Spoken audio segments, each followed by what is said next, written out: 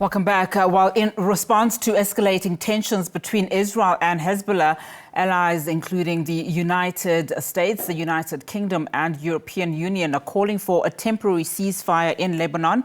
The 12-nation bloc has proposed a 21-day pause in hostilities to create a window for diplomatic efforts aimed at achieving a comprehensive settlement. Now, this initiative also seeks to establish a ceasefire in Gaza, highlighting the urgent need for dialogue in the region. For more on this, let's now welcome Professor Hennie Strydom, Professor of International Law at the University of Johannesburg. Prof, thank you so much for your time.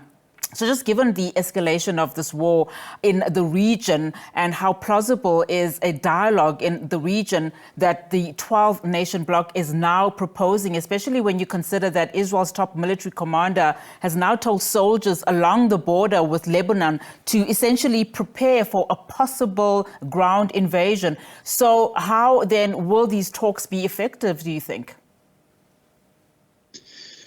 Yeah, of course, the reason why there's now a scramble to find a solution is no one wants an escalation of the conflict, which may then escalate into different areas in the Middle East. The worrisome development is that there's an announcement by Netanyahu that he's not very much interested in the ceasefire talks going on. So it seems to me that there's a sort of a negative reaction to that, also from some right-wing, components of the government have taken the same stance. So whether the international forces now trying to reach a settlement of some sort, starting with a 21-day ceasefire, we will have to wait and see how that will, work out on the ground. And I think at this point in time, it is rather urgent that we have a response both by Hezbollah and Israel on this issue, because every day that follows from now on may become more critical in this whole conflict. Especially when we're told, that Israel strikes on Lebanon are, just some of the deadliest in decades. Just talk to us about how this is then allowed to still be continuing when, we know that there are several cases in front of the international courts per se. And there's also the Security Council in the UN calling for that ceasefire now urgent more than ever.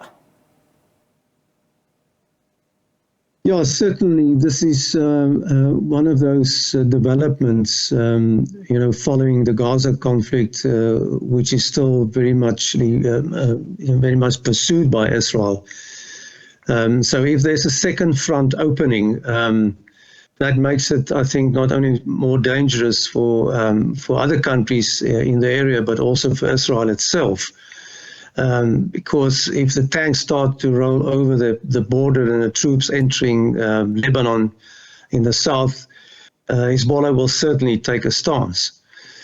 So I think everybody in that region, including leading nations such as the US and France and the UK, don't want to see a repeat of Gaza occurring in Lebanon. Because this is too ghastly to contemplate at this point in time. Especially when you consider the ICJ has also, condemned the Israeli Defense Forces strikes on Lebanon and Beirut. I mean, how much of weight does that do in the ICJ then calling for this? We know, of course, that the IDF has said numerous times that it will not be backing down.